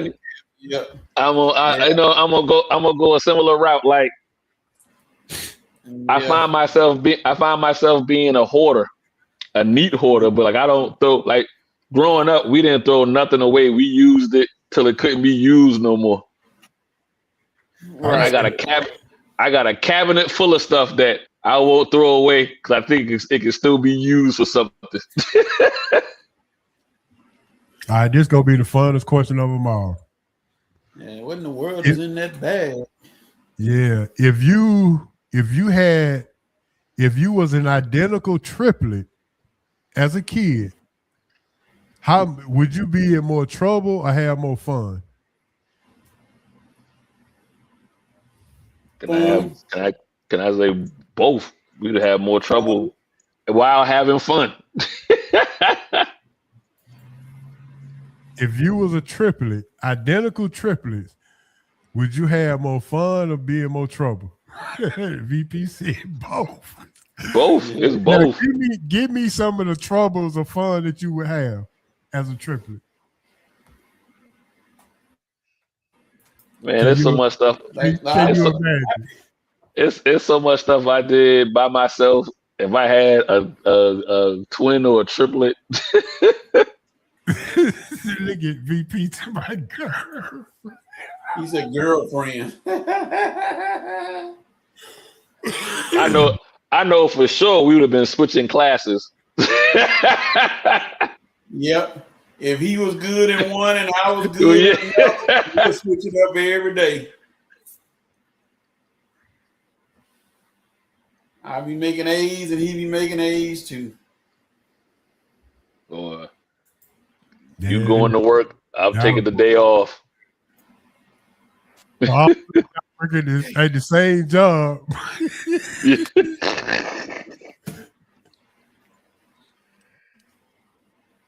Only one of y'all work at the job, but all three of y'all work there. Yep. Yeah, that triplet thing will mess a lot of folk up. All right, next question. if you had a free dinner anywhere in the world, USA, where would you go? I'm gonna put y'all up on some game right now here in Atlanta. There's a restaurant, it's a spot called the Consulate. You gotta go check it out. But this is what they do. Every 90 days they change their menu. They have a spin the globe night, and when they spin the globe, wherever it stops, then that's the menu for that country for the next 90 days. And so it's called the Consulate. So like when you're out of the country and you got to go to them, that's the premise. Check them out. Check them out. All right, the Consulate. Okay. A free dinner? Yeah. Fogo. Fogo de Chao. Yes, sir. Listen, hey, now all the meat you want. Hey, listen. Oh, what's your advertising? Will we get 2 bites for one? Easy, baby. All day. But now, Fogo de Chao be a good one too, Coach. Yeah, keep that thing on.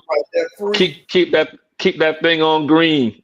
Yeah. VP said they going to the same college as well.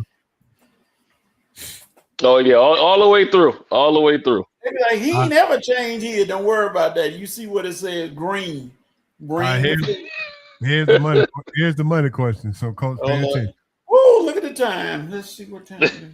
We're gonna keep bench and cut on this money question. All right, here we go. Travel once a month for free with $50,000 as your spending money. $680,000 cash after tax from $1 million, or 3% ownership, minority ownership in Amazon. Ooh. And you can cash out anytime you want. Keep bench and cut.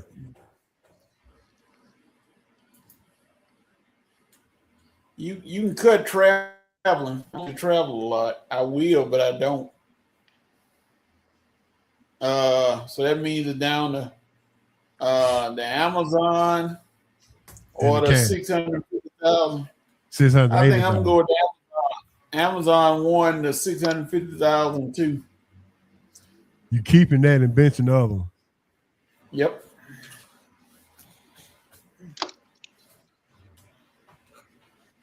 All right, I'm gonna help Coach out. Yep. You keeping the 3% Amazon because you see Amazon stock. That money's always coming. Mm-hmm. I'm gonna bench the travel with $50K, and I'm gonna cut the cash because I'm getting the cash from the 3% with Amazon. Makes sense.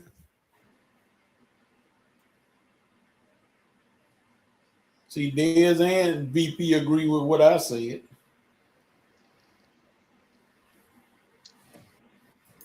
I'll be talking to you all when I'm in Costa Rica, wherever I want to go. That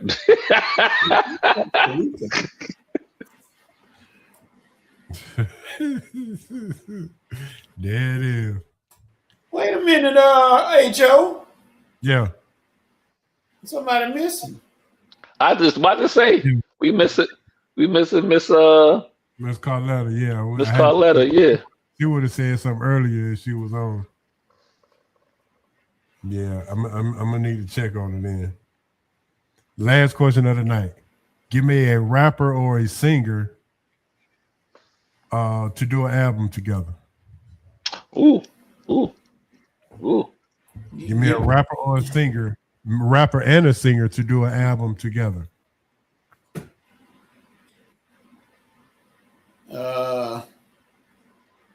No, that was Sharonda's birthday, VP, not Carletta.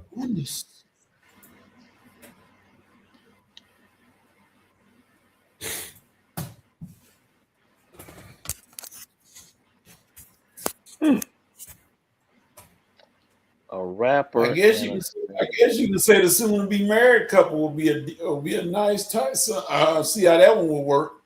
Common and Jennifer Holiday, not Jennifer Holiday, Jennifer Hudson. Yeah. Yeah, but no, this. sell some records. It'll be kind of mellow. I don't know if it'll be box office, but it'll be kind of mellow. I like Jill Scott and Paul Wall. She'll turn Paul Wall out, having cooking for and everything. No, can't let Jill do that to Paul Wall. Okay, VP. Coach, that's right up your alley right there. Marvin Gaye. Marvin Gaye and Queen Latifah.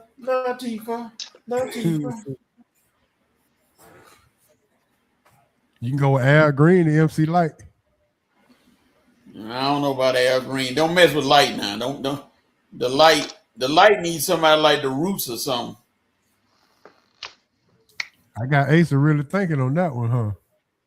And Coach just gave me the answer. Thank you, Coach. So I initially said, "Oh, there she go."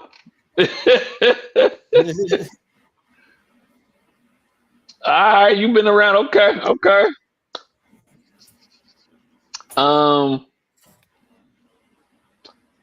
Fantasia, and I was gonna say J. Cole, but then Coach brought up the Roots.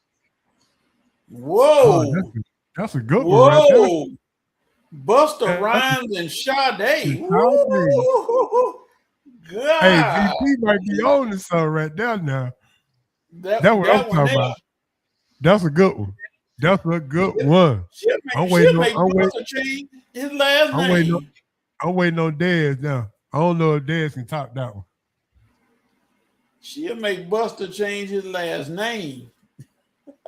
Yeah, Buster and Sade. That's what I'm talking about. Hallelujah. Man, he made me forget what you were saying, Ace. I said Fantasia was the singer, and I was going to say J. Cole, but then when Coach said the Roots, I was like, well, Fantasia and the Roots. If she could come to the party, Kendrick Lamar and Lauryn Hill.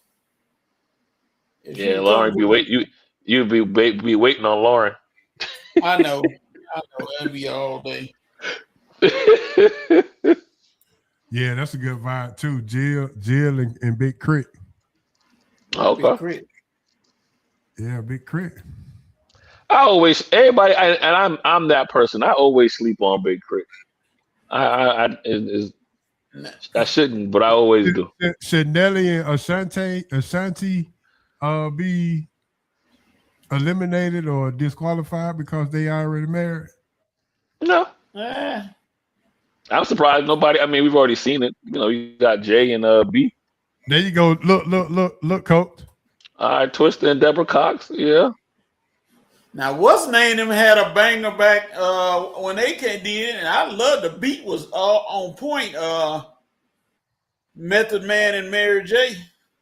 Yeah, they was. They had a nice beat going when they did theirs. Then Mary J turned into went to power and lost her mind. Hey, be careful now talking about Mary. Be careful. Slow your roll. Yeah, leave the queen alone. Leave the queen alone. Yeah, with that being said, ladies and gentlemen, that's going to end our wonderful night of Sports Roundtable as Asa Brown made it back through here and Deshaun Tate came through and broke us off with a little Final Four talk. And thanks for everybody for tuning in and doing y'all thing, man. We really appreciate the VP coming through and stopping through. Carletta, we love you to life as well. Thanks again for stopping through, man. We really appreciate that.